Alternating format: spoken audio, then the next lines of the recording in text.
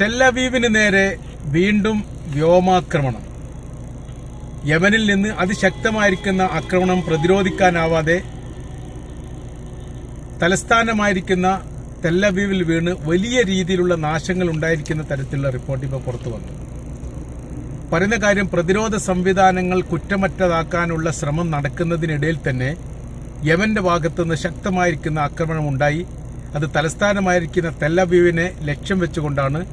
പ്രതിരോധ സംവിധാനങ്ങൾ ഒരുക്കാൻ വേണ്ടി ശ്രമിച്ചിട്ടുണ്ടെങ്കിലും അത് വിജയിക്കാതെ പോയി. ആയതിനാൽ തന്നെ അവർ ഉദ്ദേശിക്കുന്ന തരത്തിൽ ഭൂപ്രദേശത്തേക്ക് മിസൈൽ വീഴുകയും വലിയ നാശനഷ്ടങ്ങളൊക്കെ ഉണ്ടായിരിക്കുന്ന തരത്തിലുള്ള റിപ്പോർട്ടാണ് ഇപ്പോൾ പടിഞ്ഞാറ് മീഡിയകൾ പുറത്തു കൊണ്ടുവന്നത്. പറയുന്ന കാര്യം, കഴിഞ്ഞ ദിവസം ഇസ്രായേൽ ഗവൺമെന്റ് യമനെതിരെ പ്രതിരോധ നടപടികൾ സ്വീകരിക്കുന്നതുമായിട്ട് ബന്ധപ്പെട്ട വിപുലമായിരിക്കുന്ന ഒരു മീറ്റിംഗ് വിളിക്കുകയും അതിൽ വെച്ച് യമനെ പ്രതിരോധിക്കുകയോ അല്ലെങ്കിൽ യമന്റെ ആകാശത്ത് കൂടി കടന്നു കയറി ആ രാജ്യത്തെ ആക്രമിക്കുകയോ ചെയ്യുന്നതുമായി ബന്ധപ്പെട്ടുള്ള ഒരു ചർച്ച പാർലമെന്റിൽ വന്നു എന്നുള്ള വിവരമാണ് പുറത്തു വന്നത്. അത് ഏറെക്കുറെ ഏത് തരത്തിലാണ് അതിന് പ്രഖ്യാപനം ഉണ്ടായത്, യുദ്ധം നടത്തുകയാണോ എന്നതിനെക്കുറിച്ചുള്ള വിവരങ്ങളും പുറത്തു വന്നിട്ടില്ലെങ്കിലും യമനെതിരെ ശക്തമായിരിക്കും നടപടി സ്വീകരിക്കുക, യമന്റെ ആക്രമണത്തെ പ്രതിരോധിക്കാനുള്ള സംവിധാനങ്ങൾ ഒരുക്കുക എന്ന കാര്യത്തിൽ ഏറെക്കുറെ പാർലമെന്റ് അംഗങ്ങൾ ഏകാഭിപ്രായമാണ് എന്ന വിവരം പുറത്തു വന്നിട്ടുണ്ട്. അങ്ങനെയെല്ലാം കൂടി സംഭവങ്ങൾ നടക്കുന്നതിനിടയിലാണ് വീണ്ടും യമനിൽ നിന്ന് ആക്രമണം ഉണ്ടാകുന്നത്. പ്രതിരോധിക്കാൻ സാധിക്കാതെ തലസ്ഥാന നഗരി ആക്രമിച്ചു എന്ന് പറയുമ്പോൾ ആ രാജ്യത്തിന്റെ സുരക്ഷയുമായിട്ട് ബന്ധപ്പെട്ട വിഷയങ്ങൾ വീണ്ടും ഇപ്പോൾ സങ്കീർണമായിരിക്കുകയാണ്. ഇതുവരെ ഏതാനും മാസങ്ങൾക്ക് മുമ്പ് വരെ യമനിൽ നിന്ന് ഹൂത്തികളുടെ ആക്രമണം മാത്രമായിരുന്നു ഉണ്ടായിരുന്നത്. എന്നാൽ ഇപ്പോൾ അവിടുത്തെ ഗവൺമെന്റിന്റെ സൈനികരും ഹൂത്തികളും സംയുക്തമായ രീതിയിലാണ് ആക്രമണം നടത്തുന്നത് എന്ന തരത്തിലുള്ള റിപ്പോർട്ടും ഇതിനിടയിൽ തന്നെ പുറത്തു വന്നതാണ്. അതുകൊണ്ട് ഇപ്പോൾ ഇതുവരെ ഹൂത്തികൾ എന്ന് സംബോധന ചെയ്യുന്ന ഇസ്രായേൽ ഇപ്പോഴത്തെ ഘട്ടത്തിലൊക്കെ യമൻ എന്ന പേര് പരാമർശിച്ചു കൊണ്ട് തന്നെ സംബോധന ചെയ്യുന്ന ഒരു സ്ഥിതിയിലേക്ക് ഈ കാര്യങ്ങൾ മാറിയിരിക്കുകയാണ്. അപ്പോൾ വലിയ വിജയങ്ങളും വലിയ മുന്നേറ്റങ്ങളും ഇസ്രായേലിന് ഉണ്ടാക്കാൻ വേണ്ടി സാധിച്ചിട്ടുണ്ട് ഗസയിലും അതേപോലെ തന്നെ ലെബനാനിലും എന്ന വിവരങ്ങളൊക്കെ അല്ലെങ്കിൽ ആ ഖ്യാതിയൊക്കെ നിലനിൽക്കുന്നതിൻ്റെ ഇടയിൽ ഹൂത്തികൾ നിരന്തരം ആക്രമിക്കുന്നു. ചെങ്കടലുമായിട്ട് ബന്ധപ്പെട്ട വിഷയത്തിൽ അമേരിക്കക്ക് വലിയ രീതിയിലുള്ള പ്രതിരോധമുണ്ടാക്കുന്നു. ഇസ്രായേലിന് നേരെയുള്ള ആക്രമണത്തിനെ പ്രതിരോധിക്കാൻ വേണ്ടി ഇസ്രായേൽ സാധിക്കാതെ പോകുന്നു. അങ്ങനെ യുദ്ധം യഥാർത്ഥത്തിൽ യമനും ഇസ്രായേലും തമ്മിൽ നേർക്കുനേരെ ആവുന്നതിലേക്ക് കാര്യങ്ങൾ പോവുകയാണ്.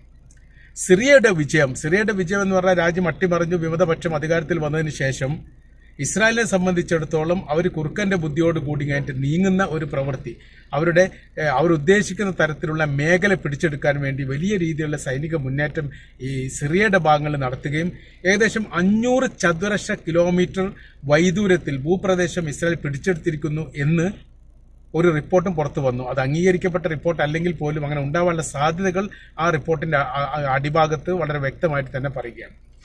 ഗോലാൻ കുന്നുമായി ബന്ധപ്പെട്ട വിഷയത്തിന്റെ 3 മേഖലയും ഇപ്പോൾ ഇസ്രായേലിന്റെ കൈവശത്തിലാണ്.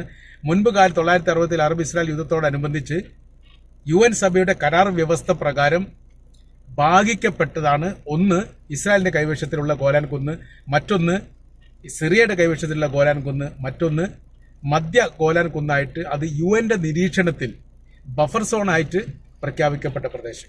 ബഫർ സോണും സിറിയയുടെ കൈവശത്തിലുള്ളതും പിടിച്ചെടുത്തുകൊണ്ട് ആ മേഖല മുഴുവൻ യഥാർത്ഥത്തിൽ ഇപ്പോൾ ഇസ്രായേലിന്റെ കൈവശത്തിലാണ് ഉള്ളത് എന്നുള്ളത് ഏറെക്കുറെ ഉറപ്പായിരിക്കാം. അതിനുശേഷമാണ് അവർ ആ പ്രദേശത്തേക്ക്, സിറിയ എന്ന് പറയുന്ന ഭൂപ്രദേശത്തേക്ക് ഇരിച്ചു കയറുന്നു.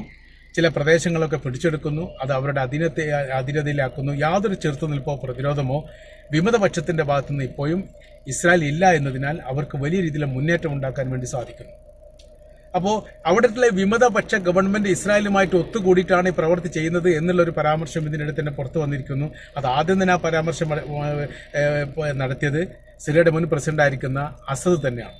റഷ്യയിൽ വെച്ച് തന്റെ സോഷ്യൽ മീഡിയ പ്ലാറ്റ്ഫോം ഉപയോഗിച്ചുകൊണ്ടാണ് ഈ വലതുപക്ഷ തീവ്ര വിഭാഗത്തിന് വലിയ പിന്തുണ അമേരിക്കയും ഇസ്രായേലും നൽകിയതിന്റെ അടിസ്ഥാനത്തിലാണ് ആ രാജ്യം അട്ടിമറിഞ്ഞത് എന്നുള്ളതും അവരെ വിശ്വസിക്കാൻ പറ്റില്ല എന്ന രീതിയിലുള്ള പരാമർശങ്ങളൊക്കെ പുറത്തു വന്നിരുന്നു.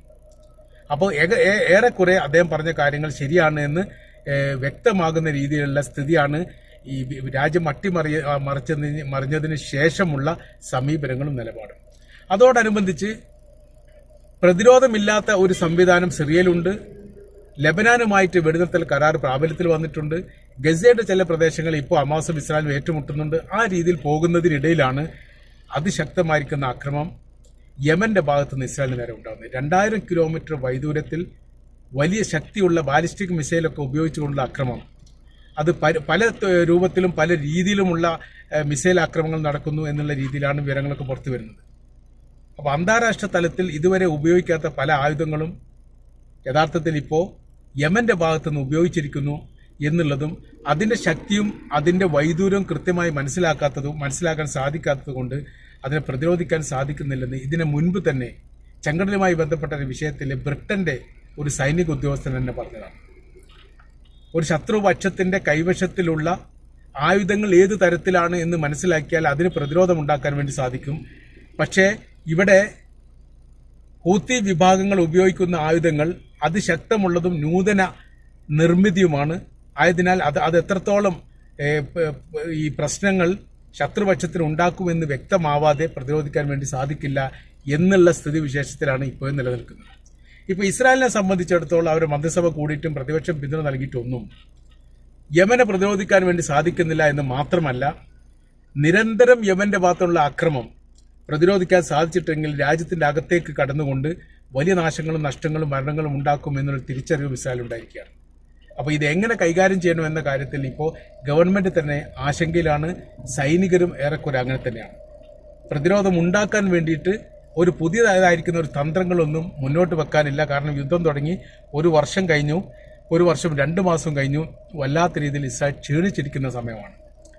അപ്പോൾ അങ്ങനത്തെ ഒരു ഘട്ടത്തിൽ അടുത്തൊരു യുദ്ധത്തിന്റെ തന്ത്രത്തെക്കുറിച്ച് ആരായാനുള്ള ബുദ്ധിപരമായിരിക്കുന്ന വൈഭവങ്ങളോ അല്ലെങ്കിൽ ആരോഗ്യപരമായിരിക്കുന്ന നീക്കങ്ങളോ യഥാർത്ഥ ഇസ്രായേൽ സൈന്യത്തിന്റെ കൈവശത്തില്ല എന്നുള്ള തരത്തിലുള്ള റിപ്പോർട്ടും ഇപ്പോൾ അറബ് ചാനലിലൊക്കെ പുറത്തു വന്നിരിക്കുകയാണ്. കാര്യം എന്ന് പറയുന്നത് ഇത്ര വൈദൂരം നിറഞ്ഞ ഒരു യുദ്ധം ഈ കാലത്തിനിടയിൽ ഇസ്രായേൽ ചെയ്യാത്തതാണ്.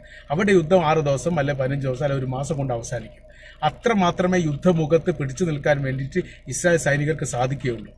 എന്നാൽ ഇപ്പോൾ 1 വർഷം കഴിഞ്ഞതുകൊണ്ട് വലിയ തന്ത്രങ്ങളും പുതിയതായിരിക്കുന്ന യന്ത്രങ്ങളും ഐഡിയകളും ഉപയോഗിച്ചുകൊണ്ട് ശത്രുവിനെ ആക്രമിക്കാൻ സാധിക്കില്ലെന്ന് യഥാർത്ഥത്തിൽ IDF സംവിധാനത്തിൽ തന്നെ അറിയാം. അങ്ങനത്തെ ഒരു പ്രതിസന്ധി കൂടിയുണ്ട്. ഏതായിരുന്നാലും ഇപ്പോഴത്തെ യുദ്ധം എന്ന് പറയുന്നത് യമനും ഇസ്രായേലും തമ്മിലുള്ളതാണ്. അതിൽ മുന്നേറ്റം ഉണ്ടാക്കാൻ വേണ്ടി നിലവിലെ സാഹചര്യത്തിൽ യമന് മാത്രമാണ് സാധിച്ചത്. കാരണം പ്രതിരോധം ഉണ്ടാക്കിക്കൊണ്ട് തകർക്കാൻ വേണ്ടിയിട്ട് പല തന്ത്രങ്ങളും ഉപയോഗിച്ചിട്ട് പോലും ഇസ്രായേൽ സാധിക്കുന്നില്ല. യമനാണെങ്കിൽ നിരന്തരം ആക്രമിച്ചുകൊണ്ടേയിരിക്കുന്നു. ഈ പ്രതിസന്ധിയിൽ നിന്ന് എങ്ങനെ അതിജീവിക്കണം എന്ന കാര്യത്തിൽ പ്രയാസപ്പെടുന്ന ഒരു സാഹചര്യത്തിലേക്ക് യഥാർത്ഥത്തിൽ ഇസ്രായേൽ ഗവൺമെന്റും IDF സംവിധാനവും മാറിയിരിക്കുന്നു എന്നാണ് നമുക്ക് മനസ്സിലാക്കാൻ വേണ്ടിയിട്ട് സാധിക്കുന്നത്.